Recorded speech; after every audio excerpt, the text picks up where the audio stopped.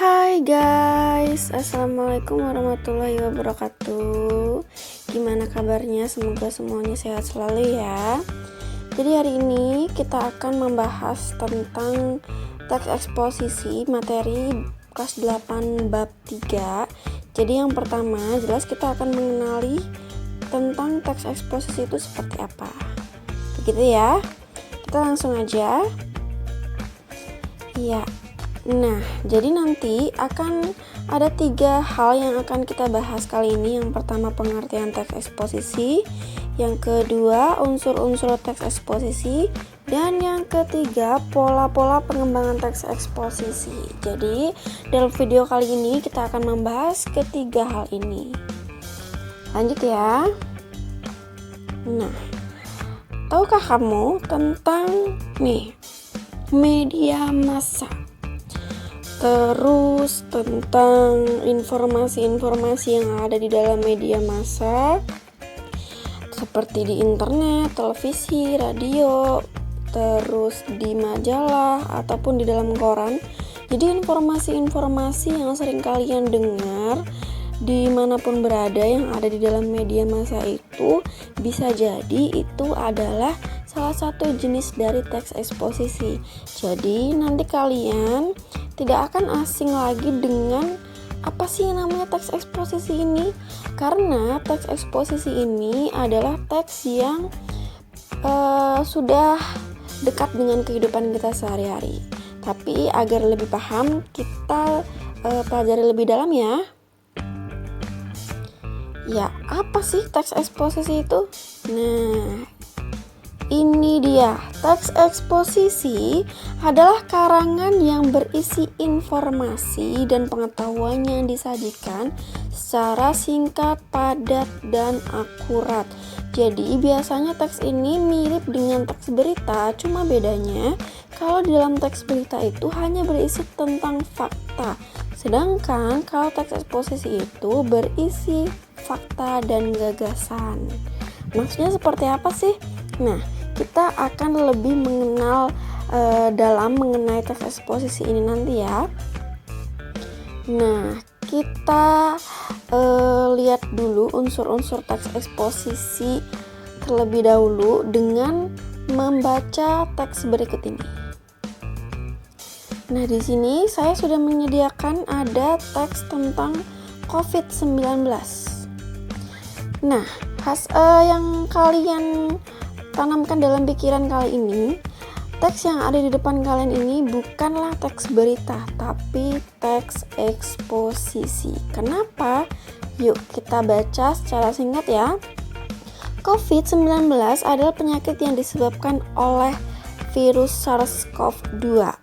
Nah, COVID-19 dapat menyebabkan gangguan sistem pernapasan mulai dari gejala yang ringan seperti flu hingga infeksi paru-paru seperti pneumonia.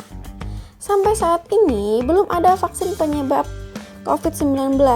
Demi menghindari COVID-19, sebaiknya dicegah dengan menghindari faktor-faktor yang bisa menyebabkan terinfeksi virus ini, seperti menjaga jarak, selalu mencuci tangan, dan menggunakan masker. Nah, kenapa teks ini termasuk ke dalam teks eksposisi? Kita lihat ya alasannya. Ya, yang pertama, teks eksposisi itu terkenal dengan adanya gagasannya. Loh, di mana gagasan dalam teks yang tadi? Ini dia. Di sini ada kata sebaiknya yang sudah ditandai dengan warna hijau. Nah, kata sebaiknya ini merupakan gagasan yang menyebabkan teks tadi itu menjadi teks eksposisi, bukan lagi menjadi teks berita. Gitu. Terus ada pula faktanya nih. Jadi fakta dalam teks tadi itu berupa pengertian dari COVID-19 itu sendiri. Lalu apa sih gagasan dan fakta itu sendiri? Nah, ini dia. Gagasan adalah ide atau pendapat. Nah, ini dia ya yang membedakan teks eksposisi dengan teks berita. Jadi teks eksposisi itu terdapat gagasan. Gagasan adalah pendapat pribadi penulis ya, yang biasanya tuh berisi pernyataan tentang komentar, penilaian, saran, dorongan, dan bujukan. Nah, tadi yang kita temui dalam teks COVID-19 itu ada kata sebaiknya, dan itu termasuk ke dalam saran. Nah, makanya teks COVID-19 tadi itu termasuk teks eksposisi karena ada gagasannya. Terus fakta itu apa sih? Pasti kalian udah sering banget kan denger yang namanya fakta. Fakta itu jelas ya tentang suatu kenyataan yang sudah pasti terjadi dan dapat dibuktikan kebenarannya. Begitu ya. Nah, biasanya fakta ini berfungsi untuk memperkuat kedudukan gagasan. Jadi eksposisi itu sebenarnya bertujuan untuk mempengaruhi pembaca.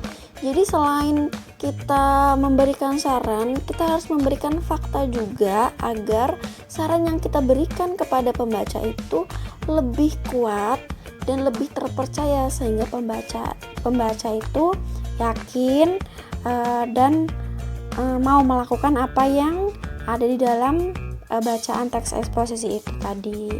Nah, inilah unsur-unsur teks eksposisi itu, gagasan dan fakta. Unsur teks eksposisi itu ada 2 ya. Oke, lanjut.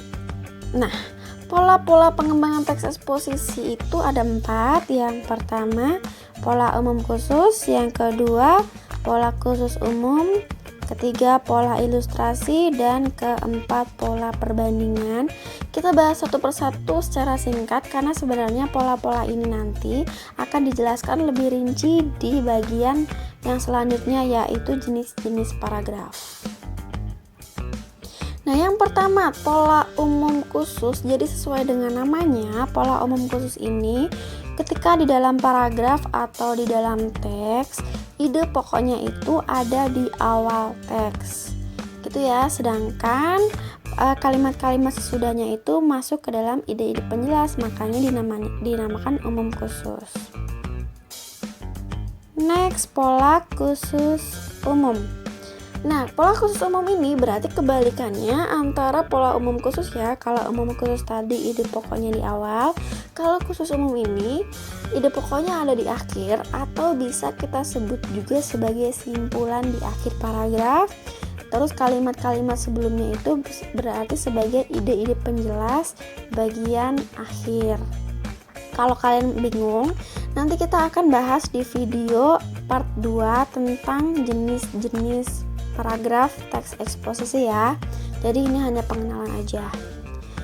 Terus selanjutnya ada pola ilustrasi. Jadi sesuai dengan namanya nih guys, ilustrasi di sini dimaksudkan adalah bahwa di dalam teks eksposisi itu gagasan umumnya sama seperti umum khusus, namun bagian ide-ide penjelasnya itu berisi ilustrasi yang menjelaskan gagasan umum atau ide pokok di awal paragraf gitu. Jadi ide-idenya itu berisi tentang penjelasan-penjelasan contoh-contoh yang kita sebut sebagai ilustrasi.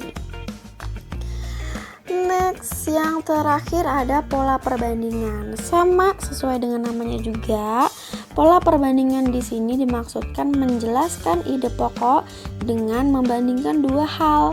Nah, perbandingan 2 hal ini bisa berdasarkan persamaan atau perbedaan benda atau hal yang dibandingkan tersebut.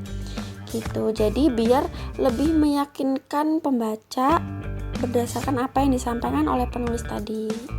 Nah, kalian tidak usah bingung. Di sini kita bahas pengertian-pengertiannya dulu. Untuk contohnya kita bahas di video yang part 2 ya.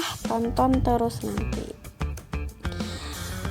Oke guys, sekian video kali ini, singkat, padat, dan jelas tentang pengertian teks eksposisi dan unsur-unsur teks eksposisi ya. Semoga apa yang disampaikan kali ini dapat kalian mengerti, dan sampai jumpa di part kedua. Assalamualaikum warahmatullahi wabarakatuh. Bye.